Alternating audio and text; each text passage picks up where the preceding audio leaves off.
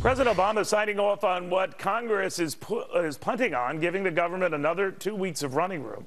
And now talk that they're working not on a permanent solution to this budget impasse, but maybe another 2-week extension after that. But Utah Republican Mike Lee says not on his watch. He is one of 9 senators to vote against this temporary solution today. So, Senator, not a fan of this punting, huh?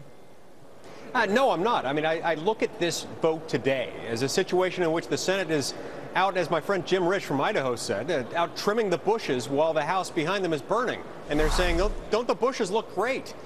Look, we've got a debt that is just killing us. And our annual deficit, annualized with this 2-week continuing resolution, still puts us over $1.5 trillion.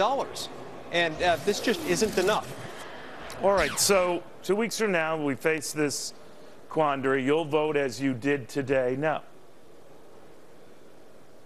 Well, I'll vote as I did today, unless somehow they put in some pretty significant, binding, difficult to circumvent spending restriction to make sure that this doesn't continue. Senator?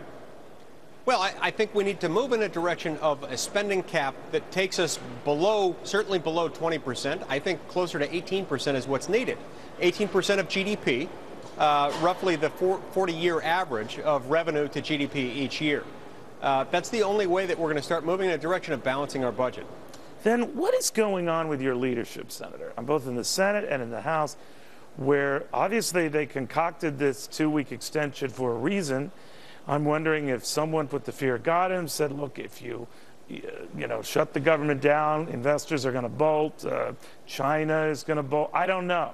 But something has got them concerned that if they push the government to the edge, something awful is going to happen. Obviously, you don't share that angst, but what is going on? Yeah, I don't share that angst. I suspect that in the past, there has been some built-up fear that has suggested you can't cut spending very aggressively.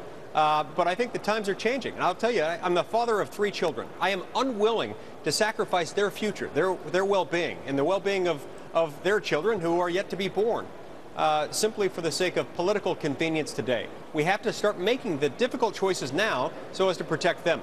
This is something that's necessary to protect American jobs. I believe we're losing as many as 1 million jobs a year in America. Well, would you extend that cost-cutting zeal then, Senator, to the military? I think we have to examine every single federal program. Military spending, neither military spending nor entitlement spending can be off the table when we're looking at spending reductions. And the reason is it's killing us. This is killing jobs. And Americans want jobs. They want the economy to improve. I'm sorry, sir, but when Rand Paul, your Kentucky colleague, says he's got a $500 billion budget-cutting plan on the table. I spoke with him earlier today, and that includes $60 billion from defense. You would be open to that? Well, I'd be open to something like that. I don't agree with every aspect of his proposal, but I think his proposal starts to take us in the right direction.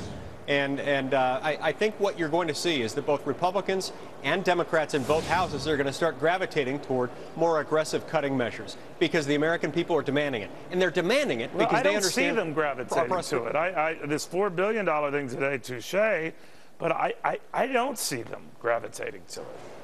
Well, I think you'll find some people who voted for this continuing resolution who will wish that they had voted the other way. Because people are upset at the fact that we keep kicking the can. You might want to talk to the 91 who disagree, but maybe you're right. Maybe you're right.